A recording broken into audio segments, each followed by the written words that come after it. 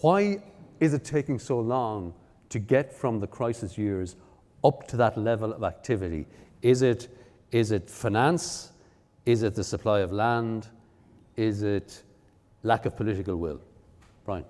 I think it's a combination of all of them. And in some instances the political will is there, but the political will is maybe in some instances well intentioned, but it has unintended consequences which can be quite negative.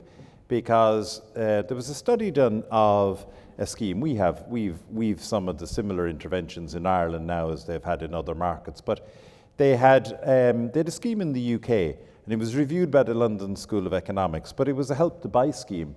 And when this was in response to market need and a lot of political pressure in the UK. But it was subsequently reviewed by the LSE, and they said, the actual consequence of it was that the scheme actually drove up the house prices. So the Help to Buy actually didn't help to buy, and yet there was significant exchequer capital used in it. So I do think short term, housing is very, very, very complex, and people who do try and say, well, this is the solution to it, or there's a golden solution to it. It's such a myriad, because it's behavioural, it's economic, it's development, it's governmental. It is really complex. So when you say, is it those factors? It's all of those factors.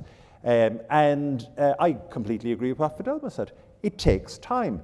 And so when the pipeline stopped, as it did very abruptly, unfortunately, it is much slower in that rebuilding. And even as we are here in 2019 now, we're still talking probably 10,000 units less, which means that unfortunately continues to create that shortage, even though we're getting up to speed.